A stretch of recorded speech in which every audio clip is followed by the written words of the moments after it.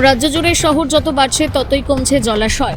শহরায়নের চাপে পুকুর পুষ্করণী বুজে যাওয়ার খবর গ্রাম নিত্যদিনের, সেই রকম ঋণাত্মক খবর ধরা সময় ব্যতিক্রমী দৃষ্টান্ত গড়ল বালুরঘাট পৌরসভা দক্ষিণ দিনাজপুরের বালুরঘাট শহরের কুন্ডু কলোনি এলাকায়। রয়েছে একটি প্রায় শতবর্ষ প্রাচীন পুকুর। দীর্ঘদিন ধরে সংস্কারের অভাবে জলাশয়টি কার্যত বেহাল হয়ে পড়েছিল। শহরের বাস্তুতন্ত্রের ভারসাম্য রক্ষায় অবশেষে সেই পুকুর সংস্কারের উদ্যোগ নিল পৌরসভা। বালুরঘাট পৌরসভার 21 নম্বর ওয়ার্ডের কাউন্সিলর তথা নবনির্বাচিত ভাইস চেয়ারম্যান মুনমুন করের উদ্যোগে প্রায় 3,90,000 টাকারও বেশি ব্যয়ে পুকুর সংস্কারের কাজ শুরু হয়েছে।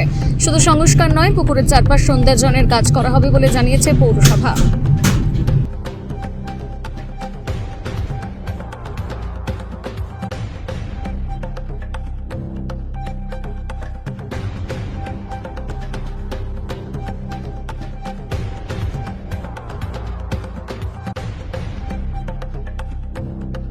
দিদি, আজকে এখানে কি কর্মসূচি পালন করলেন? আজকে আমাদের এই 21 নম্বর ওয়ার্ডের কুন্ডু কলোনি এলাকায় আমাদের পুকুরের যে বিউটিফিকেশন, সেই বিউটিফিকেশনের কাজ আমরা উদ্বোধন করলাম। এলাকাবাসীর বহুদিনের দাবি ছিল এটা, যে পুকুরের বিউটিফিকেশন করা হোক।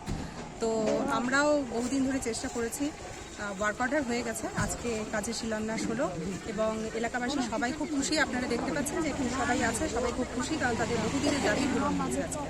কতদিনের মধ্যে এই বিউটিফিকেশনটা? এটার টাইম লিমিট বাধাই থাকে। হ্যাঁ, তো ওয়ার্ক অর্ডারে আছে প্রায় 4 লক্ষ টাকার কাজ আমাদের, তো যা টাইম লিমিট আছে তার মধ্যে করতে হবে। আজকে আপনাদের এলাকার পুকুরের সংস্কারের কাজটা শুরু হচ্ছে, এটাতে আপনারা কিভাবে উপকৃত হবেন বা কতদিনে আপনাদের চাহিদা ছিল?